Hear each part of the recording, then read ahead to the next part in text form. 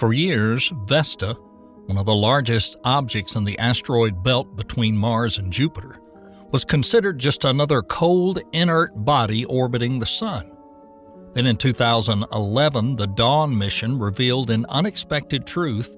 Beneath Vesta's seemingly lifeless exterior, there were signs of salty water activity. Imagine a world without an atmosphere in the vacuum of space where any traces of water would vanish in an instant. And yet, as Dawn mapped the asteroid's surface, it captured features that defied expectations. Curving gullies within craters and fan-shaped deposits formed by a past flow of liquid. Scientists were stunned. Vesta had long been regarded as dry and barren, but these findings suggested something revolutionary. The evidence pointed to a past where impacts melted hidden deposits of ice, creating temporary flows of water and minerals that carved paths across the asteroid's surface. According to their theory, salty water might even be hidden within the rock, concealed beneath a desolate surface. This discovery hinted at a far-reaching truth. Salty water may not be an earthbound phenomenon. Across the solar system, from the icy crust of Europa, the salty deposits of Ceres, signs of salt water appear in the most unexpected places. But why does this matter? On Earth, salt water was a key ingredient in the origins of life. Early oceans rich in salts and minerals provided the foundation for the first complex molecules, setting off processes that eventually led to life. Now that salt water is being detected beyond Earth, it raises profound questions. Could it be a common feature of worlds capable of sustaining biology? And if so, could this alter the course of our search for life?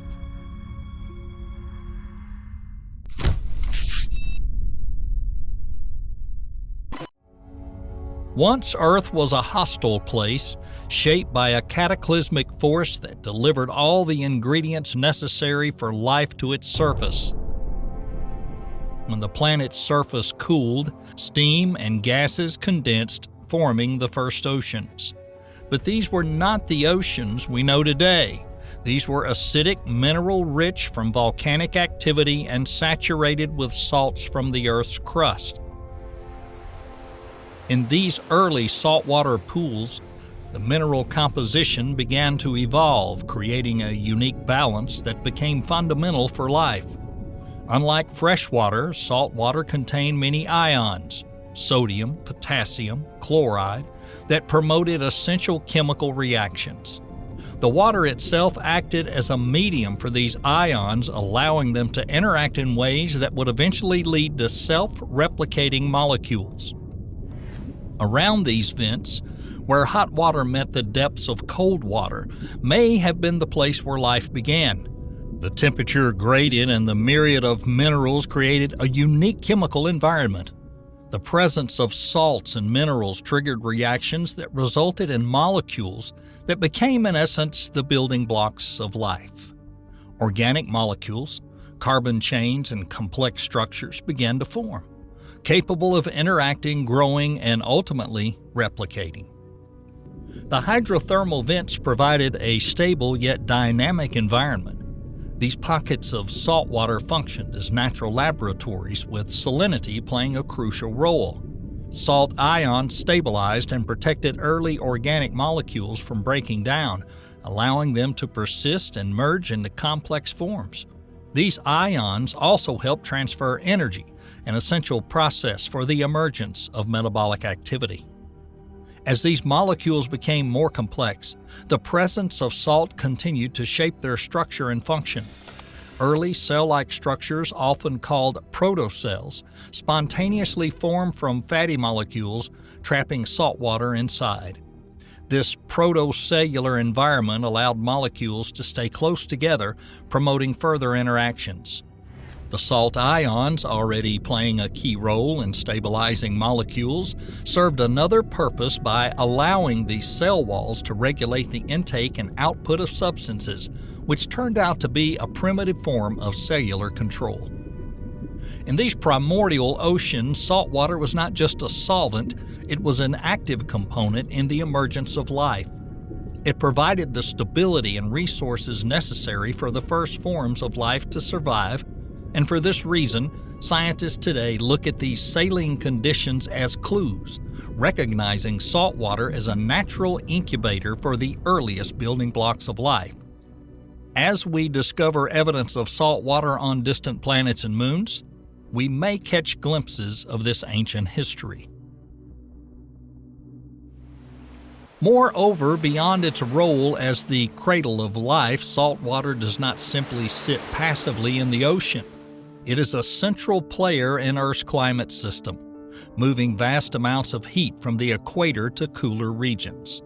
The Gulf Stream, one of the most vital ocean currents on our planet, transports warm waters from the Gulf of Mexico along the eastern coast of North America, bending toward Europe. Thanks to this constant flow of heat, Western Europe's climate is much milder than other regions at similar latitudes. But what drives this powerful ocean current? Surprisingly, it's the salinity of the water itself. When warm water flows north, it cools and becomes more dense. This process is intensified near the Arctic, where the formation of sea ice leaves salt behind, making the surrounding water even denser. Heavier salt-laden water sinks to the bottom of the ocean, pushing warmer surface water northward. This cycle is known as a thermohaline circulation, a conveyor of heat that stabilizes global temperatures. Without this system, the climate balance we know today would change drastically. In temperate regions, such as much of Europe, winters could be much colder, while subtropical areas might face scorching heat and intensified drought. The Gulf Stream is just one current in a global network of saltwater that regulate the climates across continents. However, as climate change accelerates, the system may be under threat. The melting of polar ice caps as a direct result of rising global temperatures is adding large volumes of fresh water to the ocean. This influx of fresh water dilutes the salt level, making the water less dense and slowing down the sinking process. When water stops sinking, circulation weakens, along with the heat exchange that regulates Earth's climate. Scientists have already observed signs of it slowing down. The speed of the Gulf Stream has noticeably decreased. This change has profound consequences not only for the local climate, but also for weather patterns worldwide. As currents weaken, some regions may experience more extreme storms, while others may suffer from drought. This impact even extends to marine ecosystems as currents transport essential nutrients needed for oceanic life across thousands of miles. Climate models predict that if this slowdown continues, Europe could face much colder winters than today, with potential temperature swings that could disrupt agriculture, energy demands, and even population habits. At the same time, in regions already prone to heat, extreme conditions may become even more severe as the moderating influence of the Gulf Stream weakens. While the Gulf Stream slowing down is one of the most well-documented, it is part of a larger pattern affecting many of Earth's saltwater currents. For example, currents in the Indian and Pacific Oceans play a similar role in regulating climate conditions in Asia and Oceania. Without saltwater currents, Earth's climate would be as variable as the weather. However, the mere presence of salt in ocean water is not a cornerstone of stability that ensures a prosperous future for Earth.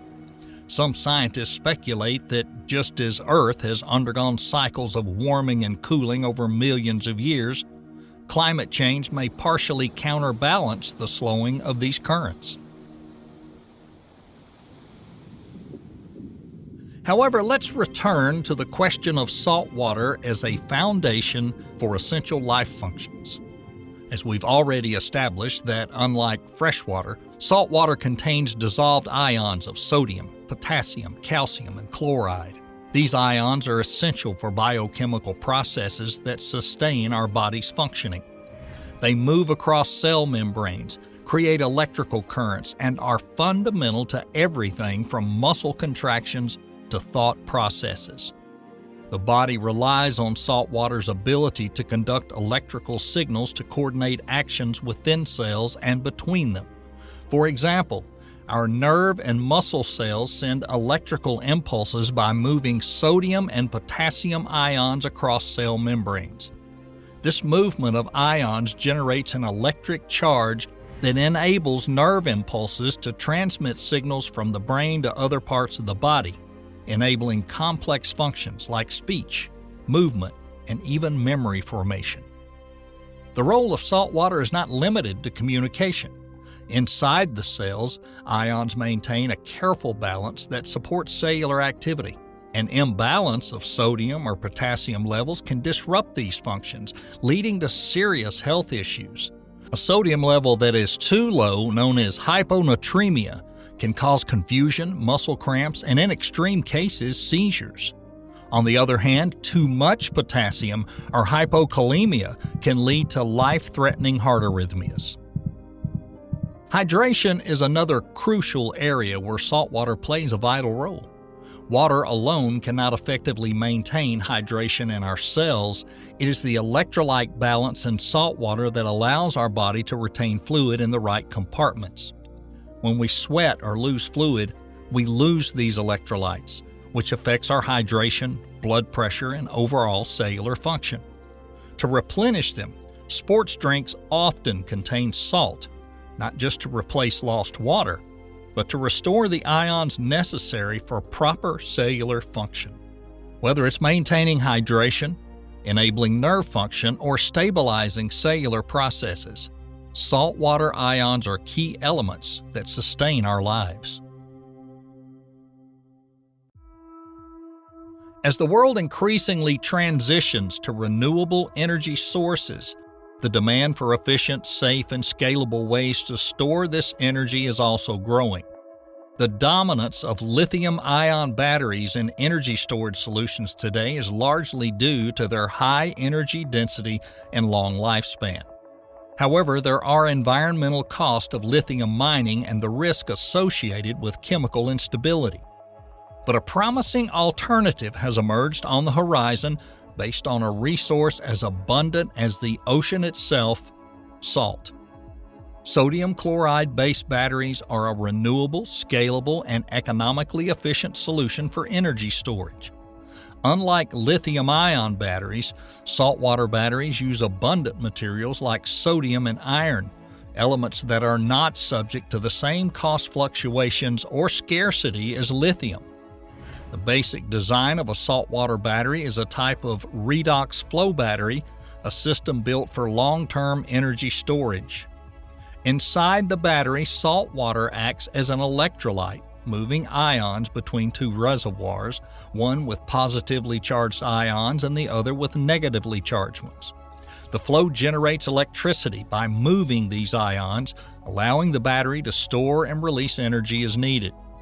One of the most significant advantages of saltwater batteries is stability.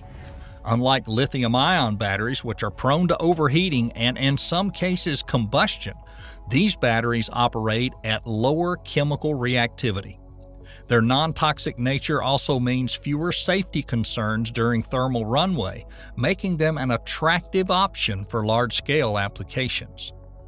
Companies like Infinity Turbine are pioneering the development of saltwater-based batteries, with prototypes promising not only enhanced safety, but also longer-term use. By using inexpensive and widely available material like sodium and iron, saltwater batteries can be manufactured and deployed at a fraction of the cost of lithium-ion. Moreover, these batteries offer unparalleled scalability. In typical redox flow batteries, increasing capacity can be as simple as expanding the electrolyte reservoirs.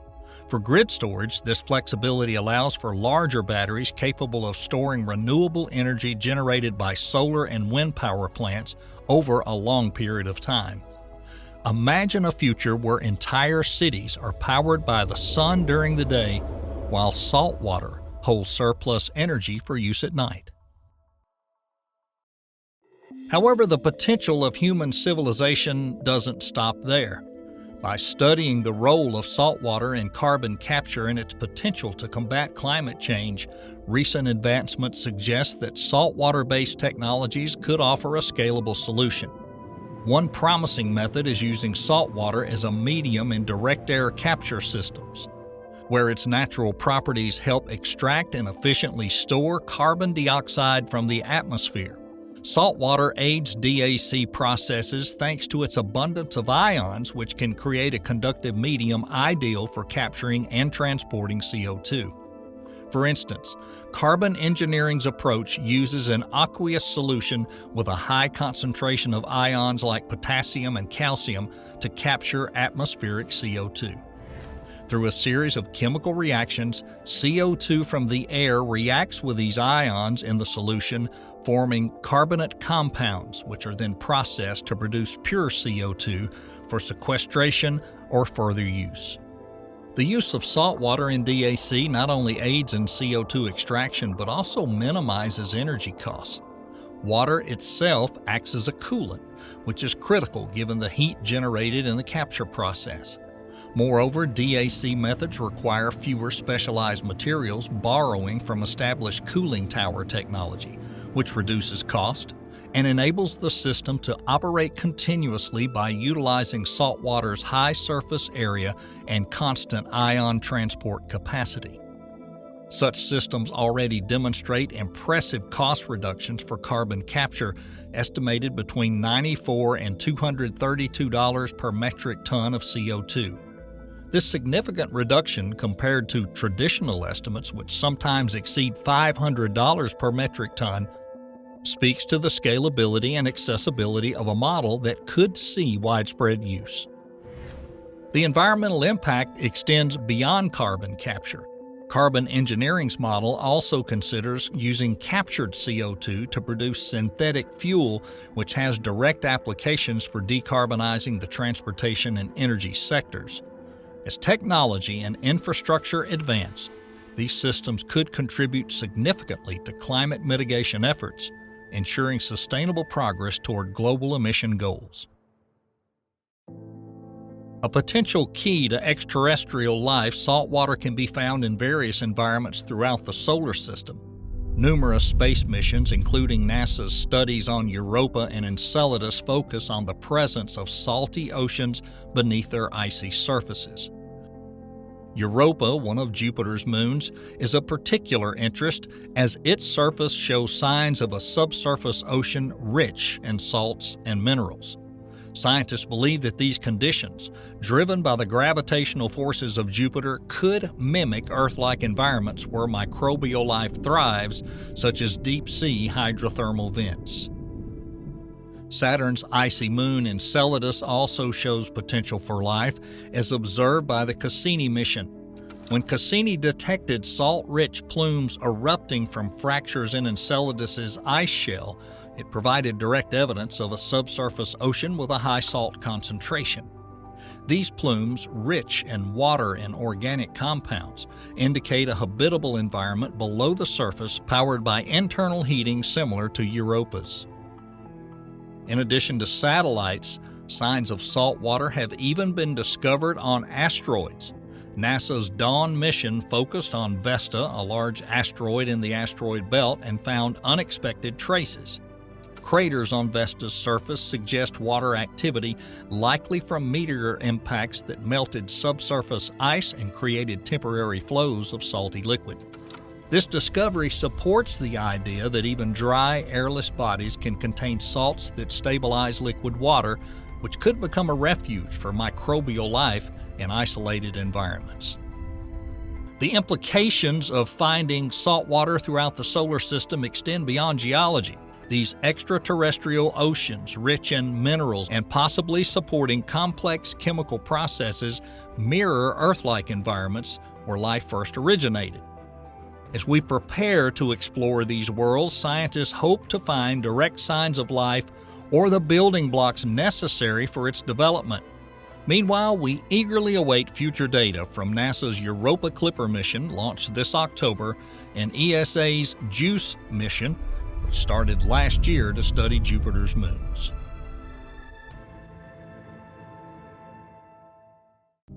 Have you ever wondered if some of the most exciting scientific discoveries can be made from data stored for decades? That's exactly what happened when NASA's Magellan spacecraft took pictures of Venus more than 30 years ago. At the time, scientists were focused on mapping the planet's surface and studying its dense atmosphere. But what they didn't realize was that they were capturing something far more extraordinary. Images taken more than 30 years ago led to a sudden discovery. Beneath the dense, poisonous clouds of Venus, all this time lay a great fire secret: active volcanoes. This groundbreaking discovery changes our understanding not only of Venus, but also of other planets in our solar system and beyond. Venus, the second planet from the Sun, is often called Earth's evil twin because of its similar size and composition. However, while Earth is a refuge for life, Venus is a planet of extremes. With a diameter of about 7,521 miles, Venus is almost the same size as Earth, but it's much closer to the Sun, with an average distance of about 67 million miles, which is about 1/8 closer than our home planet.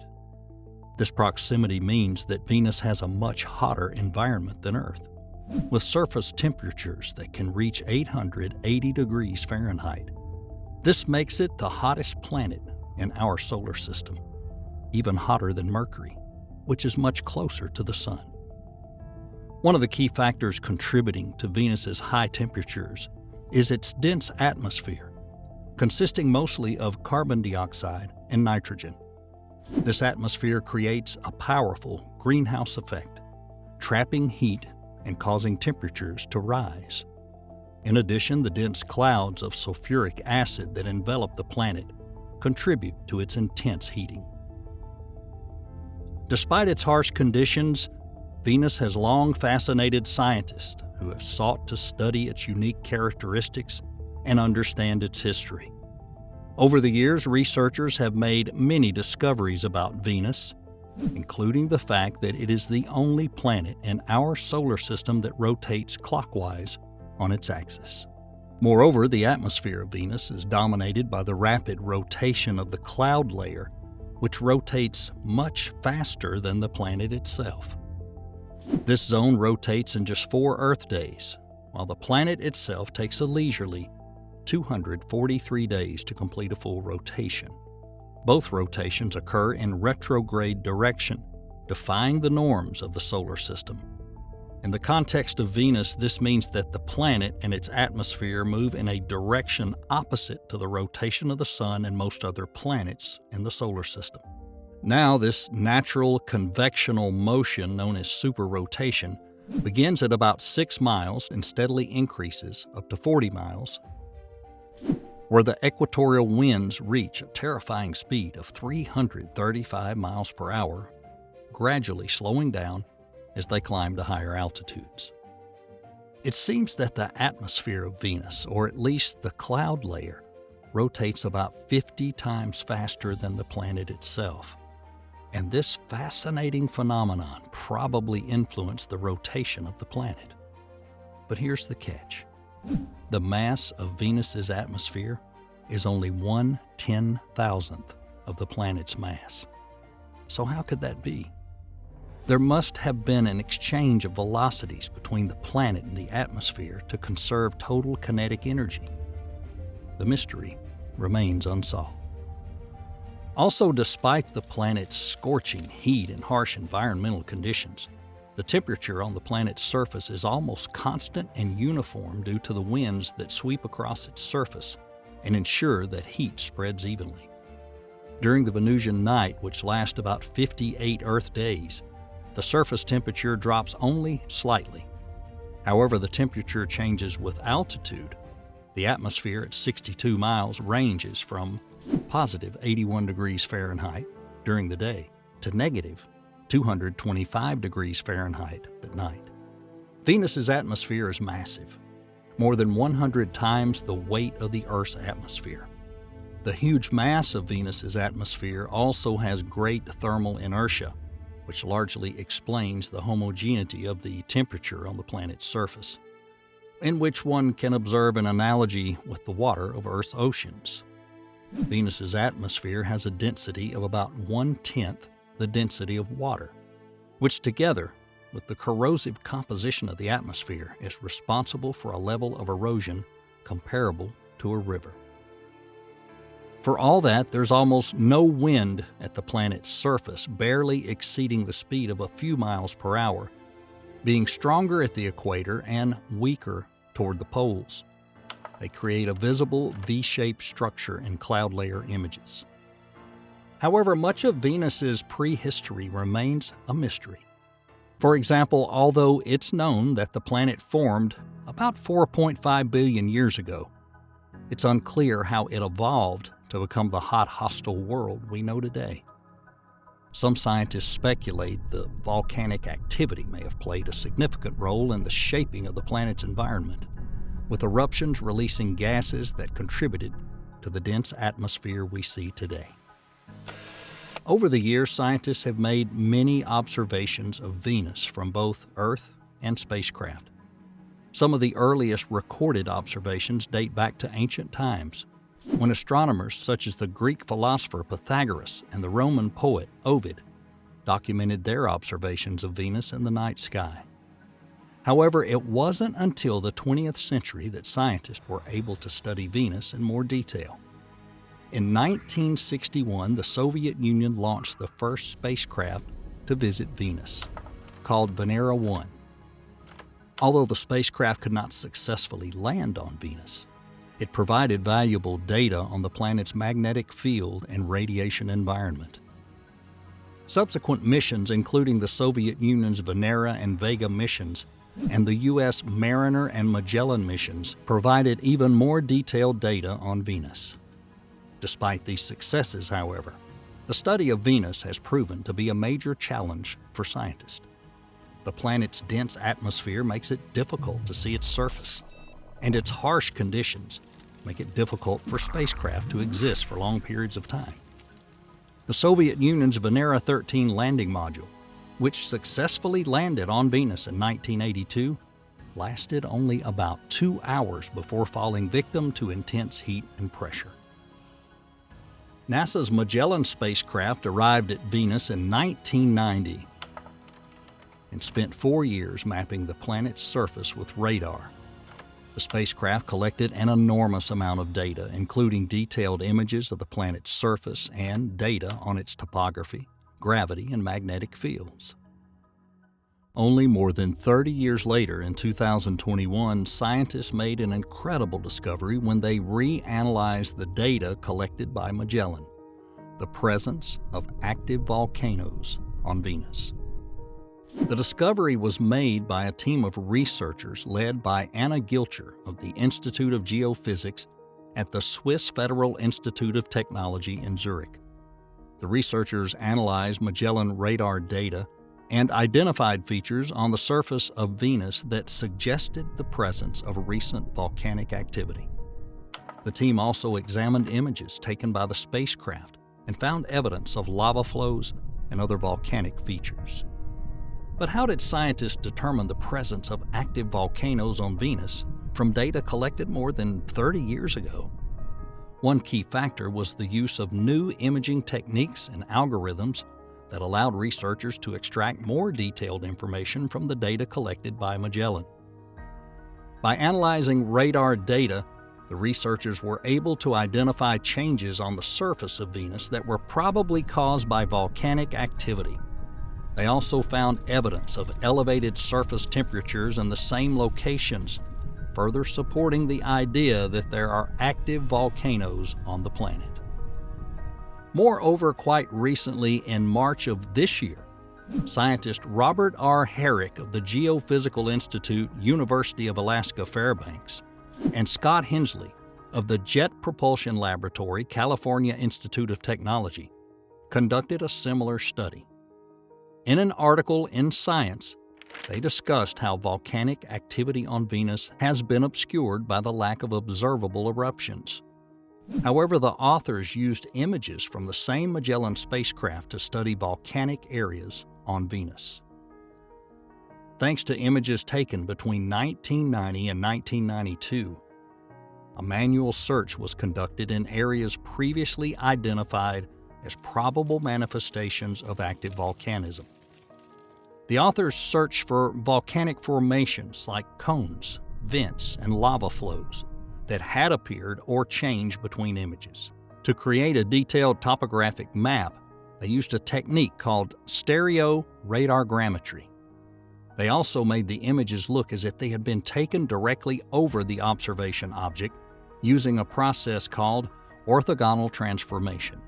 The paper also describes a direct simulation, distant view of images of the appearance of surface objects at different viewing geometries, which were then compared with similar versions of the images.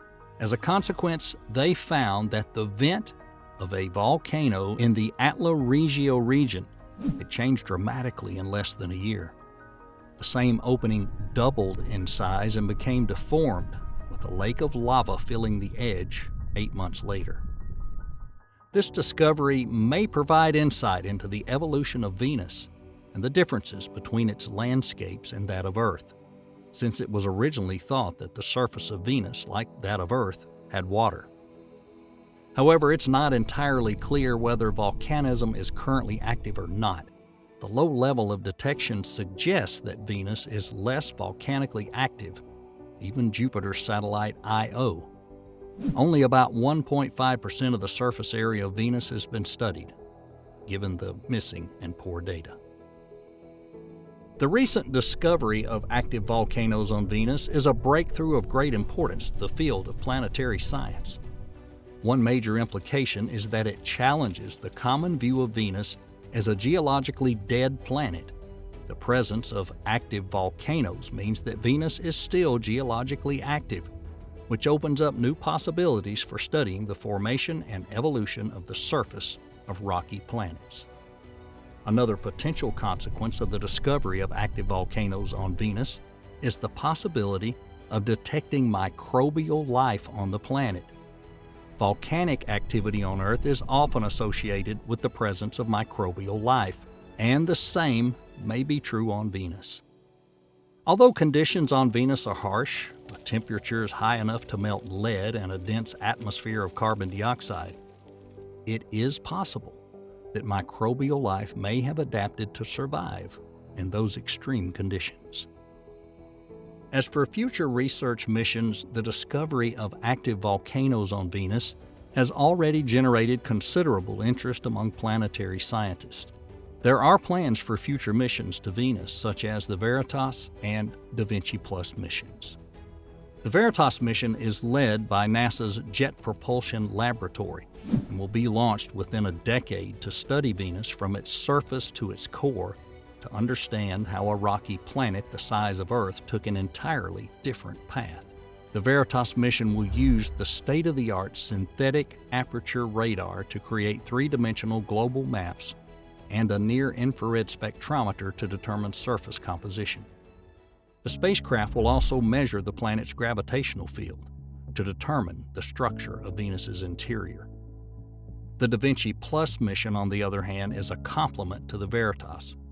NASA plans to launch it to study the atmosphere and geology of Venus.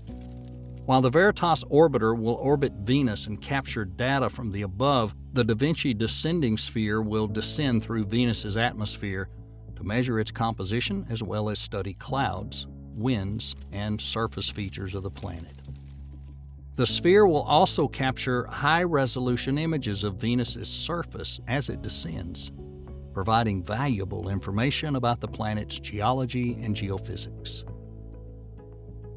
Unfortunately, there have not been many missions to Venus in the last 30 years. In fact, funding for planetary exploration has been cut, and new missions to Venus will not start until the 2030s. But with each discovery, we're one step closer to unraveling the processes that shaped our own planet Earth. In addition, The study of Venus provides valuable information about exoplanets outside our solar system. Because many exoplanets are similar to Venus, studying this planet can help scientists determine the potential habitability of other worlds. The recent discovery of active volcanoes on Venus is just the tip of the iceberg, but it underscores the importance and complexity of studying and analyzing large amounts of old data. Although this is just one event, the data may contain other discoveries waiting to be revealed. It is important to note that tools for processing and comparing large amounts of data were not available until recently. This provides a huge field for anyone interested in astronomy or planetary science to conduct their own research and make discoveries. Even without expensive equipment, anyone can contribute to this field by working hard and with dedication.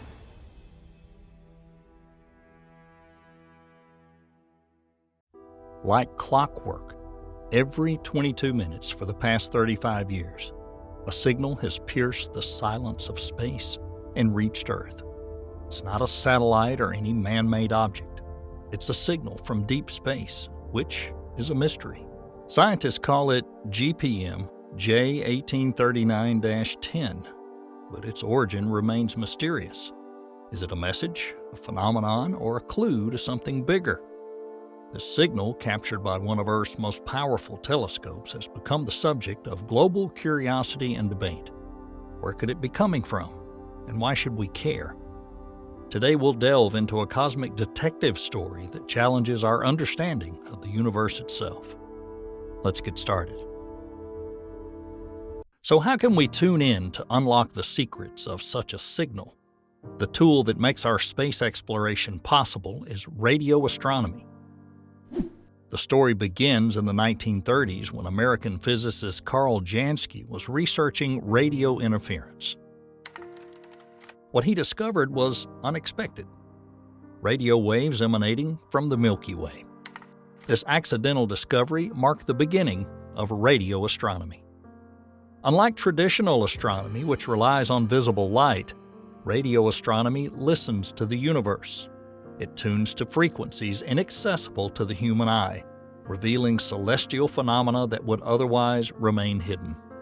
Since its inception, radio astronomy has undergone a technological revolution. Today's radio telescopes are marvels of engineering, capable of picking up signals from unfathomable distances. In the remote outback of Western Australia sits a space detective unlike any other: the Murchison Broadband Array. It's not just a telescope, it's a sophisticated network designed to explore the farthest reaches of the universe. Composed of thousands of antennas scattered across an arid landscape, the Murchison Widefield Array is an engineering feat and a testament to human curiosity. Each antenna is like a finely tuned ear listening intently to a whisper. Behind the scenes, a team of dedicated scientists and engineers work tirelessly to calibrate and maintain this complex system. What's their goal? To pick up signals over a wide range of frequencies. This is crucial for studying different celestial phenomena, as each emits its own unique radio signature. Once captured, these signals are processed in a state-of-the-art data center. Here, powerful algorithms sift through the cosmic noise to identify patterns and anomalies, turning raw data into valuable scientific discoveries. Among the array's most intriguing catches are fast radio bursts, or FRB. These high-energy phenomena are incredibly brief, lasting only milliseconds, yet emit as much energy as the sun emits in nearly a century. It was in this cosmic cacophony that our mysterious GPM J1839-10 signal was discovered. Unlike other signals, this one has a rhythmic pattern and has been arriving at Earth every 22 minutes for the past 35 years. What sets this signal apart is its consistency and longevity. While most cosmic signals are random or short-lived, This one's proven to be both stable and constant, making it a subject of intense study and debate. So unlike time signals that come and go, GPM J1839-10 arrive continuously every 22 minutes without fail. Its rhythmic pattern is unlike anything we've encountered in the field of radio astronomy. For 35 years, it's maintained this cycle, challenging our understanding of cosmic phenomena. The initial discovery was met with skepticism. Could it be an artifact or some kind of interference? Rigorous checks were made, and yet the signal persisted.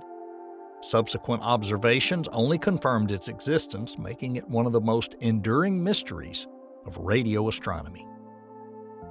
So what makes GPM J1839-10 different from other cosmic signals? Most signals from celestial bodies such as pulsars and magnetars are either sporadic or have different intervals, but not this one. Its 22-minute periodicity is like a metronome in a vast orchestra of cosmic signals, a rhythmic constant in a sea of variables. Further analysis reveals even more peculiarities. The waveform does not follow the typical profiles of known celestial radio emissions. Its frequency and amplitude have nuances that have yet to be fully understood, complicating an already confusing mystery. Many theories have been proposed, from rotating neutron stars to strongly magnetic magnetars, as well as even more exotic theories like the interaction between double black holes. However, none of them meet all the requirements perfectly, and that leaves the scientific community in a state of intrigued bewilderment. When it comes to mysterious radio signals from space, suspicion often falls on pulsars. These celestial beacons are known to emit beams of radio waves, making them prime candidates for any unexplained cosmic chatter. But what are pulsars? Pulsars are neutron stars born from the remnants of massive stars that have become supernovae.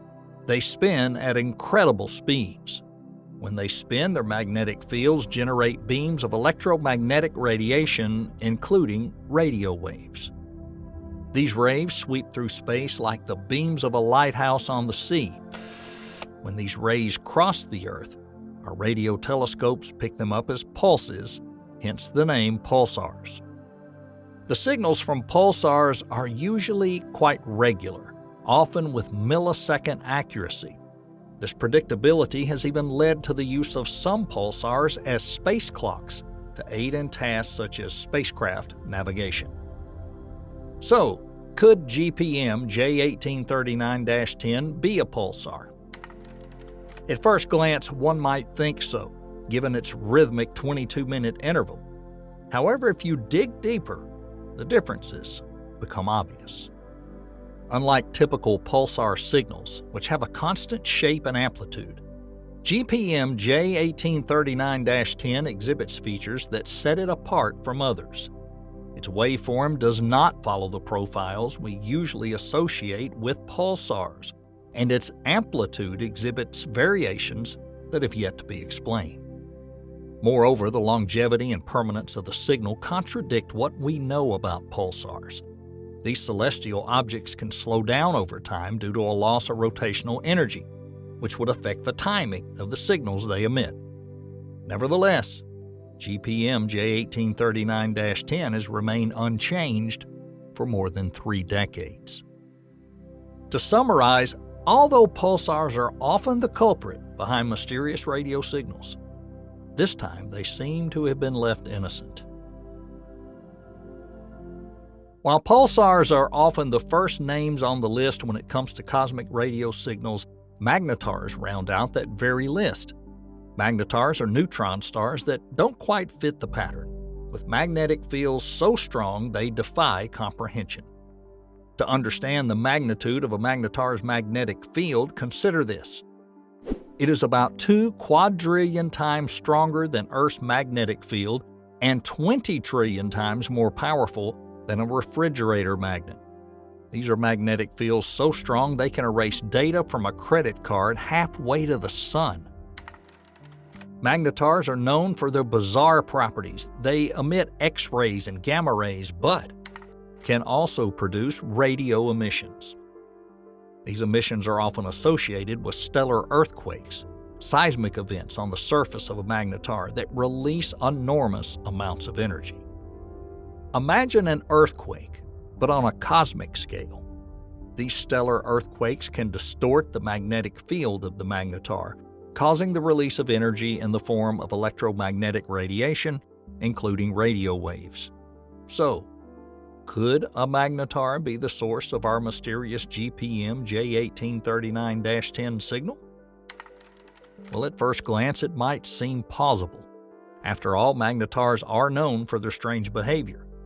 However, the concept of starburst fails to explain the constant 22-minute signal interval and its longevity.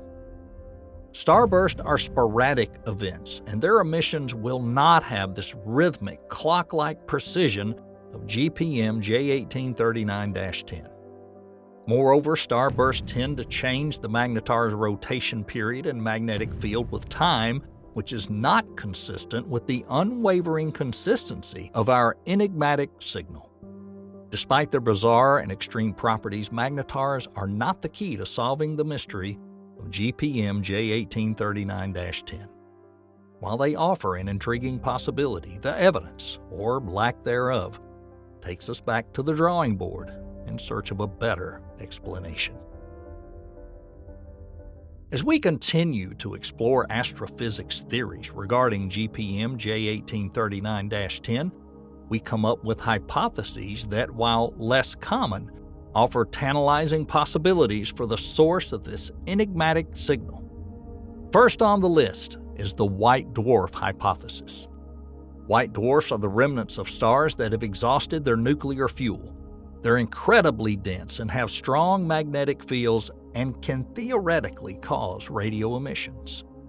Could a white dwarf be the signal emitter behind GPM J1839-10? Again, while the theory's intriguing, it faces problems. White dwarfs do not typically emit radio waves with the same level of consistency and periodicity as our enigmatic signal. Moreover, their magnetic fields, although strong, do not exactly match the features observed in GPM J1839-10. Another frontier theory leads us to the dynamic interactions between stars and exoplanets orbiting them. In this cosmic dance, the magnetic fields of the star and exoplanets can interact in ways that do produce unique radio emissions. While this theory offers a fascinating avenue of investigation, it also comes with its own challenges. Such interactions will likely produce a wide range of signals rather than the unwavering 22-minute cycle we observe with GPM J1839-10. Now finally, let's look at double brown dwarfs, objects on the boundary between planets and stars. When two such brown dwarfs orbit around each other, their magnetic fields can interact, potentially emitting radio waves. Now again, while this theory breaks new ground, it's not fully consistent with the data we have. Magnetic interactions between double brown dwarfs are likely to produce a more chaotic signal rather than this rhythmic, clock-like pulse of GPM J1839-10. As we continue to unravel the mystery of GPM J1839-10, a new perspective is emerging that takes into account the environment in which the signal exists. Could surrounding cosmic debris and stellar winds influence the signal patterns we observe? Imagine a radio signal traveling through space and encountering asteroids, gas clouds, and streams of charged particles along the way. These environmental factors can act as space filters, changing the characteristics of the signal by the time it reaches Earth. The idea is not purely speculative. Studies have shown that space debris can indeed affect the properties of radio signals, causing changes in amplitude and even frequency. But is this a case with GPM J1839-10? Stellar winds, streams of charged particles emitted by stars, that's another environmental factor to consider. These winds can interact with the radio signal, causing it to oscillate in ways that may explain some features of GPM J1839-10. Interestingly, the results of fast radio burst 201-809-16b offer some parallels. This particular FRB exhibited patterns that were puzzling at first, but were later found to be influenced by the local environment, including the presence of a nearby magnetar and the surrounding cosmic plasma. Could a similar environmental influence occur with GPM J1839-10? Although the contexts are different, the idea that local space conditions can affect the radio signal adds another layer of complexity to our understanding. As we approach the final frontier of this study, it's time to consider the broader implications of this enigmatic signal and what the future holds for its study. Fortunately, the source of GPM J1839-10 remains active, its signal still traveling through the vast cosmos to reach us here on Earth. This opens the door for anyone around the world with the right tools to observe it, adding their own notes to this cosmic symphony of discovery. Dr. N. Hurley Walker, standing at the helm of previous research, and her colleagues are already on the case, planning to continue their observations as well as examine archival images in search of similar phenomena in the Milky Way. Their ongoing efforts are aimed at solving this mystery, and their initial results are promising. The discovery of GPM J1839-10 has confirmed that ultra-long period radio sources are not as rare as previously thought. This suggests that upcoming studies in the galactic plane may reveal even more examples, expanding our understanding of these enigmatic signals.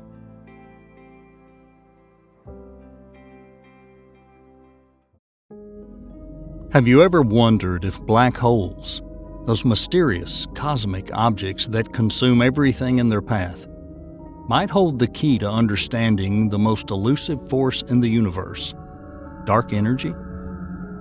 On the one hand, there's dark energy, which makes the universe expand with incredible acceleration. On the other hand, black holes create such a strong gravitational pull that not only planets and space objects, but even light itself cannot escape from its death grip. Even individually, these things sound like something unbelievable from the realm of science fiction. What if these two mysteries of the cosmos are connected? What if black holes, these cosmic eaters, are also cosmic creators, generating the force that is pushing the universe apart?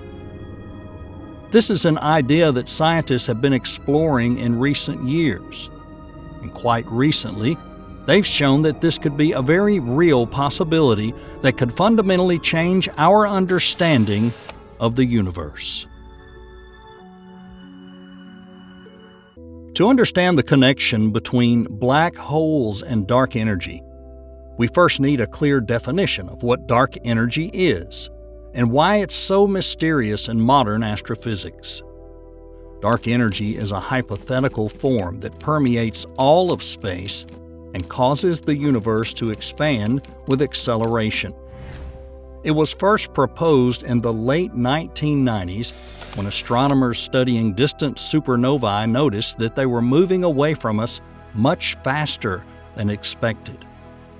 This discovery led to the realization that the expansion of the universe is not slowing down, as one would expect due to the gravitational pull of all matter in the universe, but is in fact accelerating. This suggests that there's some invisible force pushing the galaxies apart at an ever-increasing rate. Dark energy is one of the most fundamental mysteries of modern astrophysics, and there are several reasons for this.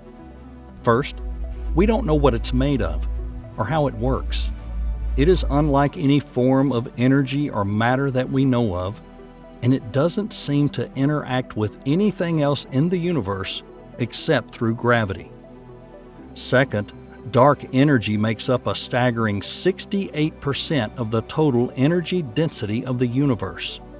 But we can't directly observe or measure it.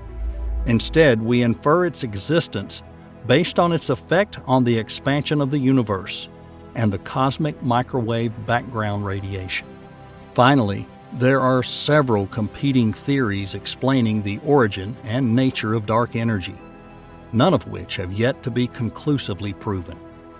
Some scientists suggest that dark energy is simply a cosmological constant, a fixed density of energy inherent in the structure of space-time. Others suggest that it may be a form of exotic matter or a scalar field that changes with time. Over the past few decades, scientists have worked hard to unravel the mysteries of dark energy, and the field is still in its infancy. We don't know much, but one thing is clear. Dark energy is one of many intriguing and important phenomena in the universe. Now, to understand how black holes can be related to dark energy, we need to look more closely at their formation, properties, and role in shaping the large-scale structure of the universe. A black hole is a region of space where the gravitational pull is so strong that nothing, not even light, can escape its grip. They are formed when massive stars collapse under the action of their own gravity at the end of their lives, leaving behind a small but incredibly dense point in space. Despite their strange nature, black holes play a crucial role in shaping the large-scale structure of the universe. They are thought to be responsible for the formation of galaxies because their enormous gravity can attract and pull together large amounts of matter. When matter collapses into a black hole, it releases enormous amounts of energy, which can create radiations and jets of plasma that repel the surrounding matter, much like a cosmic water tornado. This powerful outflow has the potential to accelerate the expansion of the universe, making black holes an even more important player in the cosmic landscape. The assumption of a potential connection between black holes and dark energy is closely related to the mystery surrounding the expansion of the universe.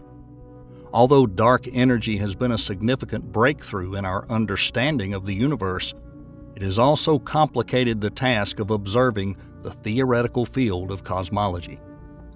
To explore the theoretical foundations of dark energy, we must carefully examine the standard model of cosmology and the problems of the cosmological constant, including the expansion of the universe. The standard cosmological model is the prevailing model of the evolution and structure of the universe. It is based on the idea that the universe began with a Big Bang, which created all the matter and energy in the universe. Over time, the universe expanded and cooled, leading to the formation of galaxies and other large structures.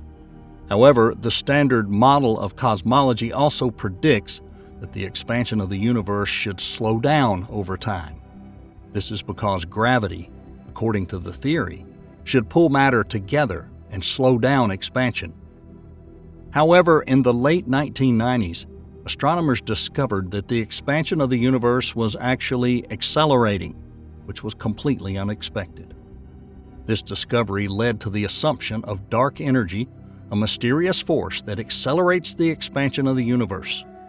The simplest explanation for dark energy is the cosmological constant, a term of Einstein's general theory of relativity that describes the constant density of energy throughout space.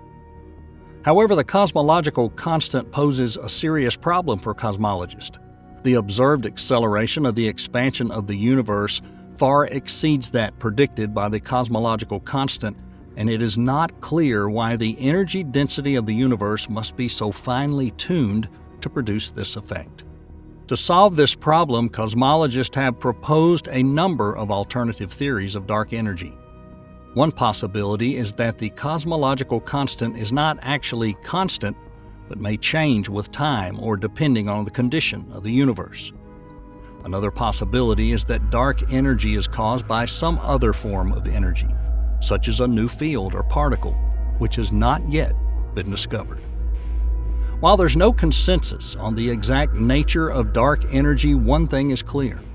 It poses a serious problem for our current understanding of the universe. To fully understand the meaning of dark energy, we'll need to further explore the theoretical foundations of cosmology and develop new models and theories to explain this mysterious force.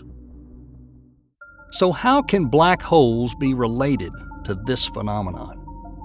To answer this question, we need to study the mechanisms by which black holes generate energy. Black holes form when massive stars collapse under their own gravity, creating an object with such a strong gravitational pull that nothing, not even light, can escape its grasp. When matter falls into a black hole, it forms an accretion disk, a rotating disk of superheated gas orbiting the black hole. One of the ways black holes can generate dark energy is through their accretion disk. At its core, this idea is based on the fact that black holes are incredibly efficient at converting matter into energy. This accretion disk is a source of enormous energy, as the gas is heated to incredibly high temperatures by the friction generated as it moves around the black hole. Part of this energy is emitted in the form of radiation, including X-rays and gamma rays. But the most interesting aspect of an accretion disk is that it can create negative pressure, which is a force acting against gravity. This force pushes matter away from the black hole. This negative pressure is the key to the connection between black holes and dark energy. It turns out that negative pressure is a characteristic of dark energy, which is considered a type of energy that permeates all space and has negative pressure. The idea is that the negative pressure created by an accretion disk around a black hole may contribute to the overall negative pressure of dark energy in the universe, causing it to accelerate the expansion of the universe.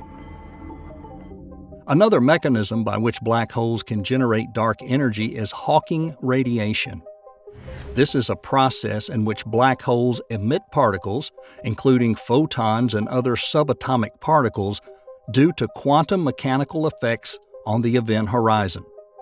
These particles take energy away from the black hole, causing it to lose mass and shrink over time.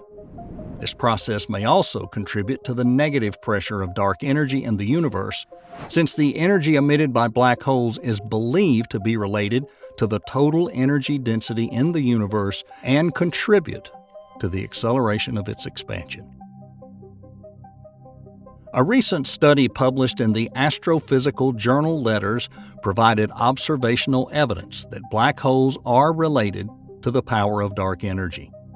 The study was based on observations of the motion of galaxies, in particular their peculiar velocities. In astronomy, peculiar velocity refers to the velocity of an object relative to a certain reference point, such as the average motion of galaxies in a certain region. It differs from the total velocity of an object, which accounts for the expansion of the universe. Unusual velocities can be caused by gravitational attraction or repulsion between objects, and their study can provide information about the distribution of matter in the universe. To measure the peculiar velocities of galaxies, they used a technique called the redshift space distortion method. The team used data from the Sloan Digital Sky Survey, SDSS, including the largest collection of galaxy distances and velocities. The results showed that the peculiar velocities of galaxies correlate with the local density of matter, including dark matter, as well as with the density of black holes. This suggests that the motion of galaxies is affected not only by the gravity of the visible matter, but also by the presence of black holes. If this correlation is confirmed by further research, it could support the idea that black holes contribute to accelerating the expansion of the universe, possibly serving as a source of dark energy. Another piece of evidence comes from the observation of supermassive black holes. These are black holes that are millions or even billions of times more massive than our Sun and are thought to be present in the centers of most galaxies. When matter falls into these black holes, it generates enormous amounts of energy, including radiation that can be detected with telescopes. Recent studies have shown that the radiation from these supermassive black holes may contribute to the total energy density of the universe and may even be a source of dark energy. Although this idea is still being investigated, it provides another intriguing link between black holes and the mysterious force that drives the expansion of the universe. Finally, measurements of the cosmic microwave background provide another piece of evidence supporting the idea of black holes as a source of dark energy. This is the afterglow of the Big Bang, and it provides a snapshot of the universe as it was shortly after its formation. Recent studies have shown that fluctuations in the cosmic microwave background may be related to the presence of black holes in the early universe, and that these black holes may have contributed to the total energy density of the universe. Overall, although the connection between black holes and dark energy is still the subject of ongoing research, there's some evidence that this connection may be valid. As astronomers continue to investigate the properties of black holes and the nature of dark energy, we can better understand the role that black holes play in shaping the evolution of the universe. Although the idea of black holes as a source of dark energy is fascinating, it is important to consider alternative explanations and criticisms of the theory. One alternative explanation for dark energy is the possibility of the existence of a new fundamental particle or field, which has been proposed in some theories. This particle or field would have a negative pressure similar to the cosmological constant and could explain the observed acceleration of the expansion of the universe. Another alternative is the theory of modified gravity, which suggests that our current understanding of gravity is incomplete and in need of revision. This theory proposes modifications to Einstein's general theory of relativity that could explain the observed acceleration without the need for dark energy. There's also several problems associated with detecting and measuring the effects of black holes on dark energy. One problem is that black holes are difficult to observe directly because they do not emit any light. Instead, astronomers must rely on indirect observation, like gravitational lensing of background stars and galaxies. Another problem is to distinguish the effects of black holes from other astrophysical phenomena that may also affect the expansion of the universe. For example, the distribution of matter in the universe can cause changes in the observed rate of expansion, which can be mistaken for the effects of dark energy generated by black holes. And finally, as with any scientific theory, further research and testing are needed to confirm or disprove the idea that black holes are a source of dark energy. This could include the use of new telescopes and observatories, such as the James Webb Space Telescope or the upcoming Large Synoptic Survey Telescope, to look for evidence of black holes and their influence on the expansion of the universe. It's also clear that we will need further theoretical work to refine our understanding of the physics of black holes and the nature of dark energy. As we continue to push the boundaries of our understanding of the universe, the possibility that black holes might be the key to unlocking the mystery of dark energy is a tempting prospect. Imagine the consequences of such a discovery. Not only will it shed light on the elusive force that dominates the cosmos, but it would revolutionize our understanding of the universe and our place in it. Instead of being mere cosmic disruptors, black holes will also be responsible for the expansion of the universe itself. This will require us to reconsider our views on fundamental physics and the nature of space-time, and may lead to new discoveries and breakthroughs in astrophysics and cosmology. This vision inspires scientists around the world to continue pushing the boundaries of knowledge, and it captures the imagination of all who dare to dream about the mysteries of the universe. Let us continue to explore this exciting frontier of science And who knows what we may discover in the coming years. For our universe has been and will continue to be full of mystery and mystery.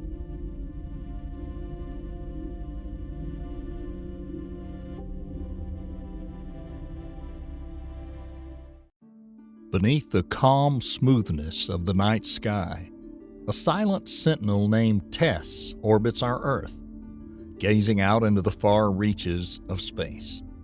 It's entrusted with a profound and pioneering mission. It seeks out the shadows cast by worlds far beyond our planet, worlds orbiting stars quite unlike our Sun. Among the countless observed stars, one in particular has caught Tess's eye, a red dwarf known as TOI 715, holding in its grasp 2 planets, each potentially home to life beyond our system. So, among the latest discoveries, we have 2 entire rocky terrestrial planets. One of them has already confirmed its existence. Its companion, in turn, is still a candidate awaiting the final verdict of further observations. So how did a satellite no bigger than a small bus orbiting our planet become the key to unlocking the mysteries of planetary systems many light years away? And what would it take to detect the existence of such distant worlds from our vantage point millions of miles away? Launched in 2018 to the vast silence of space, TESS, the Transiting Exoplanet Survey Satellite, has been sent on a monumental journey. A mission designed with the sole purpose of unlocking the secrets of distant worlds orbiting stars far beyond our system. Armed with an array of sophisticated instruments, TESS stands on its watch, watching some of the cosmos unceasingly. TESS's innovative design combines the latest in space technology at the time and includes an array of wide-angle cameras that provide an unprecedented panoramic view of the sky. This array is carefully calibrated to detect minute changes in starlight brightness, a sure sign of a planet passing in front of a host star. This precision allowed TESS to survey more than 200,000 stars during its 2-year primary mission, with each observation having the potential to be the key to discovering a new world. However, TESS does not drive its narrative alone, but alongside Kepler, its predecessor in the search for exoplanets. Although Kepler's eye was fixed on a smaller field of stars, his explorations were also fruitful, discovering thousands of new worlds and painting a picture of a galaxy teeming with planets. TESS builds on this legacy, casting a wider net as part of its all-sky survey and bringing us closer to the dream of finding another Earth. Together, TESS and Kepler have transformed our understanding of the cosmos, turning a once fanciful version of countless worlds into a vivid reality. The telescope's planned 2-year primary mission has been extended, illuminating our path toward the quest to understand our place in the universe to this day. The observatory's monumental work has discovered more than 7,000 candidate exoplanets as of earlier this year. This remarkable achievement only emphasizes the vast number of planets outside our solar system. The work of compiling a catalog of these celestial bodies is no small task. It begins with meticulous observation of the stars in search of characteristic features of companion planets. The criteria by which an object is considered a candidate exoplanet are very strict. They require clear evidence of consistent orbital patterns, an estimate of size and mass that suggests the presence of a solid or gaseous body, and most importantly, the possibility of the planet being in the habitable zone of its star. At the heart of our search for Earth-like worlds is the concept of the habitable zone, often called the Goldilocks zone. This is a notional band around a star where conditions may be optimal, neither too hot nor too cold, for liquid water to exist on the surface of a planet, an essential ingredient for life as we know it. Historically, the giants of space, massive planets with dense gaseous atmospheres have dominated our catalog of discoveries. Their size and proximity to their host stars make them more visible to our observational instruments, casting long shadows and causing more pronounced wobbles in starlight. The most important area of exoplanet research, however, is the detection of small Earth-like planets. These rocky worlds, similar to our Earth, present a more difficult challenge. Their subtle signal is often lost in starbursts. In an effort to detect the myriad of such worlds, astronomers have owned a considerable number of methods to do so, from astrometry to gravitational microlensing. About 50 planets have been discovered using pulsars. However, we won't focus on each of those today. That's a topic for a different video. But let's start with the basics to make sure we're all on the same page and briefly go over a trio of sophisticated methods, each as good as the other. These methods, direct imaging, the radial velocity method, and the transit method, form the backbone of our celestial search. Direct imaging captures the elusive photons that emanate from planets billions of kilometers away. To date, more than 230 confirmed exoplanets have been discovered using this method. This method, somewhat similar to photography, is most effective for large planets at a considerable distance from their stars, where the star's glare does not block the planet's faint light. Next, we dive into the radial velocity field, a method that allows us to read the celestial interaction between stars and their planetary companions. As planets orbit, they exert a gravitational pull, causing their stars to wobble slightly. This wobble affects the color of starlight, shifting it to the red or blue part of the spectrum. It was through careful measurement of this phenomenon that the presence of more than 1,000 confirmed planets was inferred.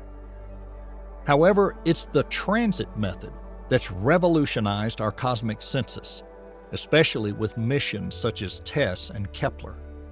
This method allows us to observe the periodic dimming of a star when a planet transits in front of it, blocking out some of its light for a moment.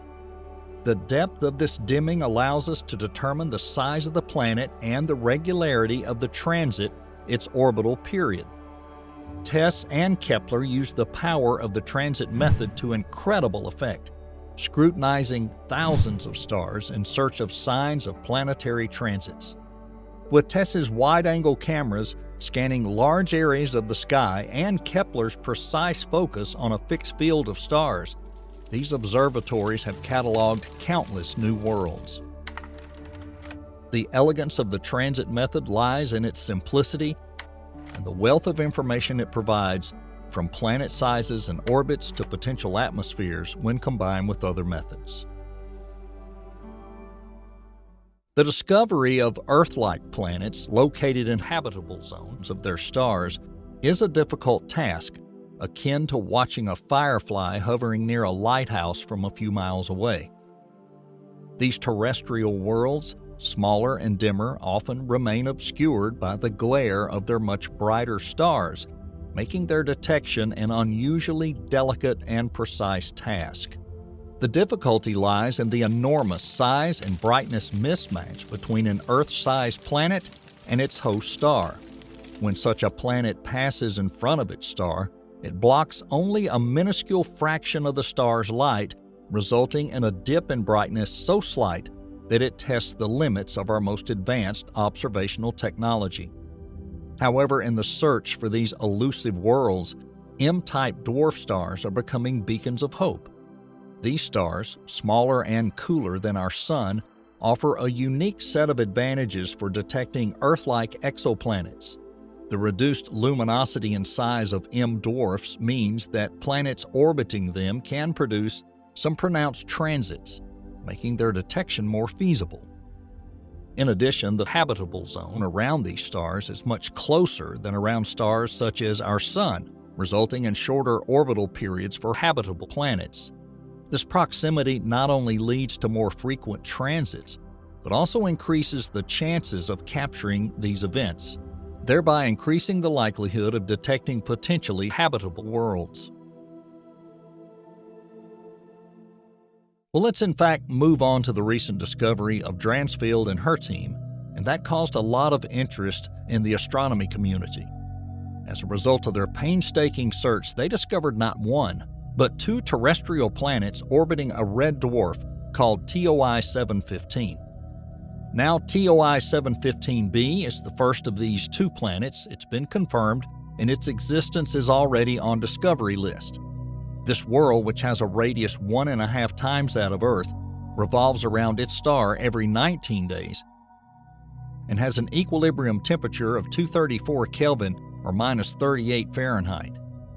It's a cold realm, but at the same time a very potentially habitable place if it has an atmosphere capable of trapping heat. TOI 715b's journey from mere candidate to confirmed exoplanet began with the test transit method. It detected the slightest attenuation of the host star's light as the planet passed in front of it. This initial detection was backed up by a series of follow-up observations involving ground-based photometry, high-resolution imaging, and statistical validation using facilities like the Las Cumbres Observatory Global Telescope Network and the Extra facility. Its companion, labeled with a more convoluted name, remains only a candidate. We're awaiting a clarifying glimpse of further observations. If confirmed, it would be the smallest exoplanet detected by TESS in the habitable zone. The estimated temperature of this planet is 215 Kelvin, equivalent to a very chilly minus 72 Fahrenheit. It's only 6% the size of our Earth and makes a complete revolution every 25 days. This orbital period suggests that it's just inside the outer boundary of the habitable zone. The 4:3 commensurability of the orbital period with TOI 715b gives the system interesting dynamics, potentially indicating orbital resonances. Such resonances are known to affect the long-term stability and evolution of planetary orbits. In resonance systems, gravitational interactions can lead to changes in eccentricities and inclinations of orbits over time, potentially stabilizing orbits by preventing close encounters. The study suggests that confirming a companion candidate and its commensurate orbit can provide valuable insights into the mass and dynamical state of the system, allowing for detailed characterization through dynamical systems into the future. Tidal forces play a crucial role in shaping the orbits and rotational states of planets in resonance systems. These forces can lead to tidal heating, affecting the geologic activity and heat distribution of planets, which in turn can affect their habitability. Understanding these dynamics is critical to assessing the long-term stability and habitability of planets. As we've said, the search for habitable worlds goes far beyond simply finding a planet in the habitable zone. Planet's atmosphere, composition, and geologic activity play key roles in determining its habitability. For example, a dense atmosphere can trap heat, expanding the habitable zone, while a thin atmosphere can do the opposite. However, the enigmatic nature of planets orbiting M-dwarf stars with their unstable flares and radiative emissions presents a paradox in the search for habitability. These stars, with their frequent stellar activity, have the potential to strip the atmospheres of those very planets. The authors of the study note that while starbursts can provide the energy needed to catalyze biological processes, they can also pose a significant threat by contributing to the loss of atmospheres or damaging existing biological structures, depending on the composition of the atmosphere and the presence of protective magnetic fields.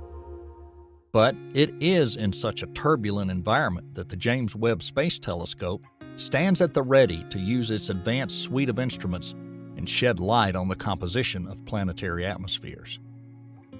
JWST uses the technique of transmission spectroscopy, capturing the faint signals of starlight passing through planetary atmospheres. This method allows us to relatively accurately decipher the atmospheric constituents from water vapor to methane, each leaving a unique spectral fingerprint. While in orbit, Webb has a very busy schedule of planned observations. But on Earth, our team of scientists is also wasting no time and has already calculated the transmission spectroscopy metric, or TSM for short, for these planets. TSM plays a crucial role in assessing the prospect of exoplanets for studying atmospheres using transmission spectroscopy.